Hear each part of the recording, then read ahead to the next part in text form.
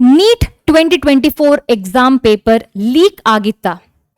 So ನಮ್ಮದೇ ಚಾನೆಲ್ನ videos ಅಲ್ಲಿ ಅಥವಾ ಈಗ ನಾವು ಮಾಡಿರುವಂತಹ ಪೇಪರ್ ಡಿಸ್ಕಷನ್ ಟೈಮಲ್ಲೂ ಮಕ್ಕಳು ಒಂದೇ ಕಮೆಂಟ್ ಅನ್ನ ಕೇಳ್ತಾ ಇದ್ದಾರೆ, ಒಂದೇ ಡೌಟ್ ಅನ್ನ ಕೇಳ್ತಾ ಇದ್ದಾರೆ, ಮ್ಯಾಮ್ ನೀಟ್ ಎಕ್ಸಾಮ್ ಪೇಪರ್ ಈ ವರ್ಷದ್ದು ಲೀಕ್ ಆಗಿತ್ತಾ ಅಂತ. So let me clarify about this to you.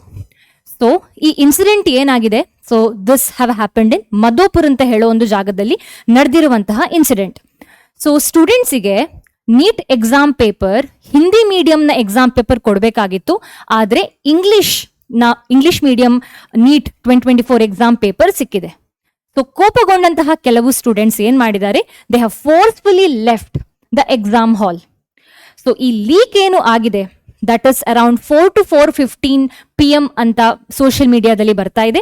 So ಈ ತರ ಫೋರ್ಸ್ಫುಲಿ ಹೋಗಿರುವಂತಹ ಮಕ್ಕಳು ಏನಿದ್ದಾರೆ, ಸೊ ಅವರು ಆ question paper NEET 2024 question paper ಅನ್ನ ಬೇರೆ ಬೇರೆ ಸೋಷಿಯಲ್ ಮೀಡಿಯಾದಲ್ಲಿ ಪೋಸ್ಟ್ ಮಾಡಿದ್ದಾರೆ. ಆದ್ರೆ NTA ಅವರು ಒಂದು ಕ್ಲಾರಿಫಿಕೇಶನ್ ಅನ್ನ ಕೊಡ್ತಾರೆ. ನಿಮ್ಮ ನೀಟ್ 2024 ನ ಎಕ್ಸಾಮ್ ಇಂಟೆಗ್ರಿಟಿ ಏನಿದೆ, this is not been disturbed by this particular incident ಅಂತ. ಅಂದ್ರೆ ನಿಮಗೆ ಯಾವುದೇ ತರದ ಇಂಜಸ್ಟಿಸ್ ಆಗ್ಲಿಲ್ಲ. ಯಾಕಂದ್ರೆ when this incident have happened, ನೀವು ಆಲ್ರೆಡಿ ಎಕ್ಸಾಮ್ ಹಾಲ್ ಅಲ್ಲಿ ಕೂತಿದ್ದೀರಿ.